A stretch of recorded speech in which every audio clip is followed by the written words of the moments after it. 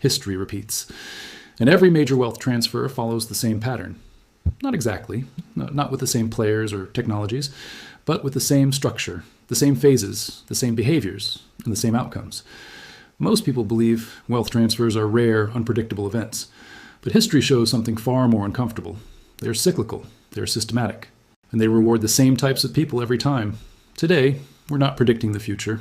We're decoding the past, because once you see the pattern, you start to recognize where we are right now. Let's break this down into a few sections. Section 1, the illusion of a unique era. Every generation believes they are living through unprecedented times. New technology, new policies, new economic theories, new reasons why this time is different. And on the surface, it always looks convincing. But when you zoom out, history tells a very different story. The tools change, the language changes, the institutions change. But the mechanics of wealth transfer remain almost identical. What feels like chaos in the moment almost always follows a familiar sequence in hindsight. Section 2, what a wealth transfer really is. A wealth transfer is not a crash. It's not a single event, and it's rarely announced. A wealth transfer is a process. It's the gradual movement of purchasing power, assets, and control from one group to another through systemic forces, not personal failure. It happens when old rules stop working, but new rules haven't been fully acknowledged yet. And that gap between reality and perception is where wealth moves. Section 3, the first phase, stability and complacency. Every major wealth transfer begins the same way, with stability. Or, more accurately, the belief in stability. Markets function normally, debt feels manageable, growth feels permanent. During this phase, risk is underestimated, leverage increases, long-term thinking disappears. People assume tomorrow will look like yesterday, just slightly better. This is when the foundation quietly weakens. Section 4, the second phase, expansion and distortion. As stability becomes complacency, systems begin to stretch. Debt expands faster than income. Currency expands faster than production. Financial assets grow faster than the real economy. This phase feels optimistic. Asset prices rise, credit is easy, confidence is high. But beneath the surface, distortions accumulate. This phase has appeared repeatedly. The late Roman Empire, 1920s America, post-war Europe, the late 1990s, the early 2000s, different eras, same imbalance. Section 5, the third phase, signals are ignored. Every wealth transfer includes a warning phase. Signals begin to appear. Inflation picks up. Purchasing power erodes. Debt servicing becomes harder. Inequality widens. But these signals are subtle at first. They're explained away as temporary, or blamed on external factors, or dismissed as media exaggeration. Most people don't act here, because nothing feels urgent yet. Historically, this is the most important phase. Section 6, the fourth phase, policy intervention. When imbalances grow too large to ignore, institutions respond. Interest rates are adjusted, liquidity is injected, rules are changed. These interventions are designed to stabilize the system, but they also accelerate wealth transfer. Why? Because policy doesn't impact everyone equally. Those closest to money creation benefit first. Those farthest away feel the costs later. This pattern has repeated for centuries. Section 7, the fifth phase, purchasing power shifts. This is where the transfer becomes measurable. Currency buys less, savings lose real value. Fixed incomes fall behind. But again, wealth doesn't disappear, it shifts from savers to borrowers, from labor to ownership, from promises to assets. This phase often unfolds quietly over years, not months. By the time people feel it emotionally, the transfer is already well underway. Section 8, the role of real assets in every era.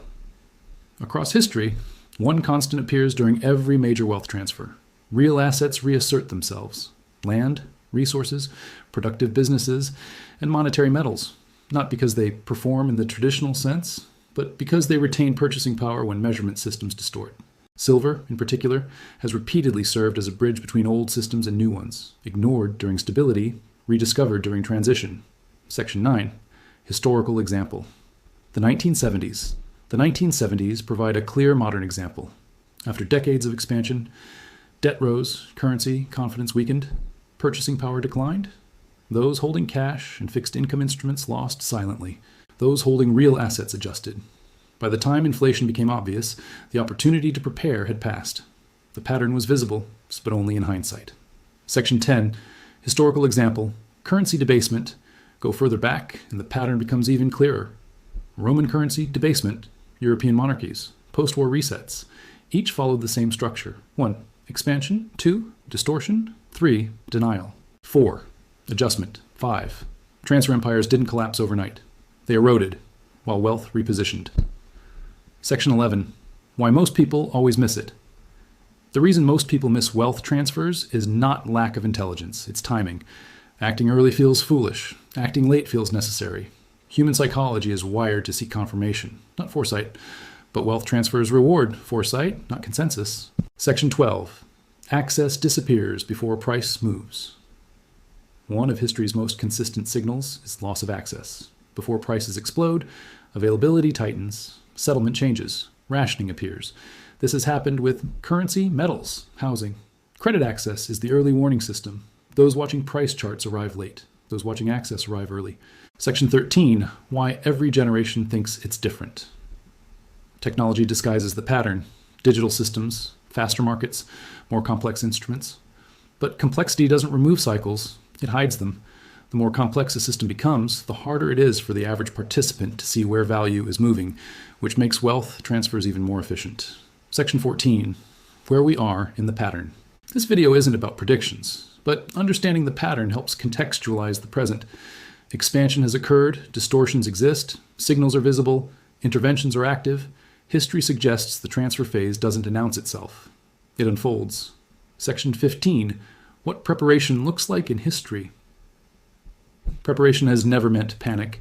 Historically, the prepared reduced reliance on promises, increased exposure to real assets, thought in systems, not headlines, positioned quietly. They didn't try to time tops or bottoms. They focused on durability. Section 16. The preparation. Window. Every wealth transfer includes a window. It opens when preparation feels unnecessary. It closes when preparation feels urgent. Most people act only when urgency appears, but by then, positioning is gone. The window always closes quietly. History doesn't repeat line by line, but every major wealth transfer follows the same pattern: stability, expansion, distortion, intervention, transfer. Those who understand the pattern don't need predictions. They recognize where they are. And the real question isn't whether history will repeat. It's whether you'll recognize the pattern before it finishes playing out. If you want more calm, research-backed breakdowns on wealth, history, and global financial shifts without hype or panic, make sure you subscribe to the channel.